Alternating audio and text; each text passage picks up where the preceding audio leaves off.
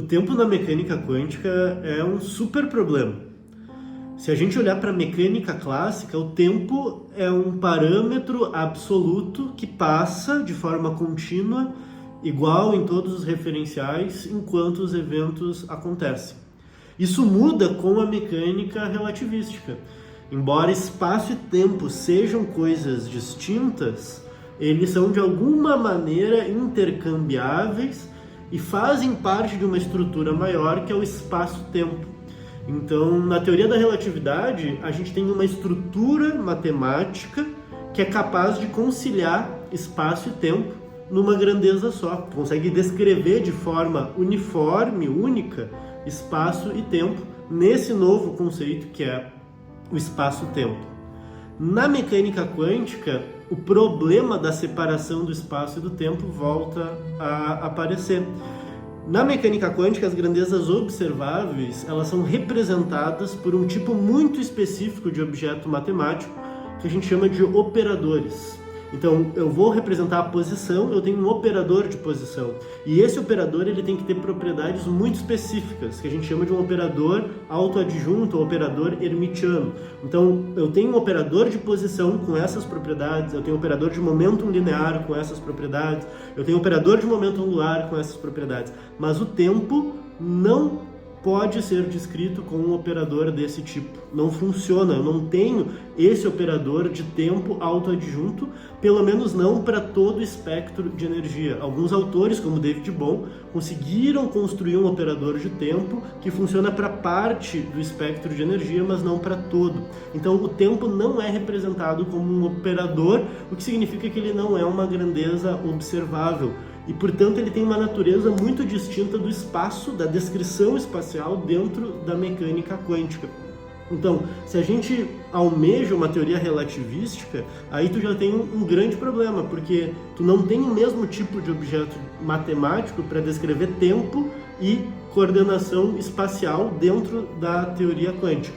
Então, esse já é o primeiro problema. Além disso, a gente tem um problema de significado.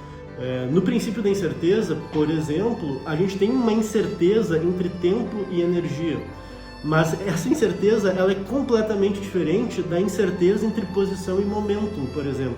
Poucos livros abordam isso, Griffiths é um dos livros que mostra isso, justamente porque o princípio da incerteza, como a gente conhece, para posição e momento, é um princípio entre operadores que não comutam, uma propriedade desses operadores. Como o tempo não é um operador, eu não posso jogar ele com um operador de energia, é uma outra coisa que está lá. E aí, quando a gente analisa, por exemplo, os artigos do Heisenberg, a gente vê que dependendo do experimento mental, o tempo tem um significado diferente.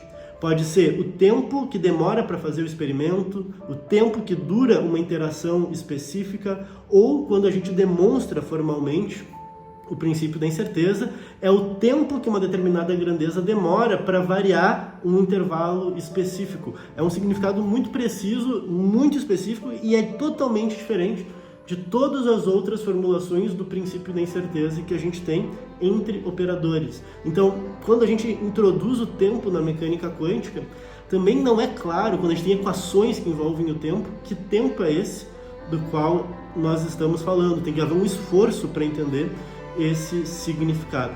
E por fim, ainda tem um terceiro problema, pelo menos dentro da interpretação ortodoxa, que é a interpretação de Copenhague, o tempo ele passa a ser uma variável um pouco estranha ou no mínimo contra-intuitiva.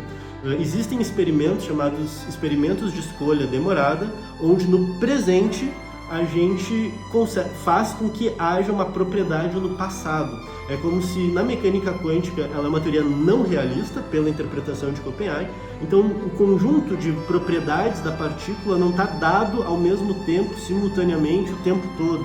Então é como se ela não tivesse algumas propriedades ao longo do experimento, e no momento presente, ao fazer uma modificação no experimento, é como se aquela propriedade sempre tivesse existido.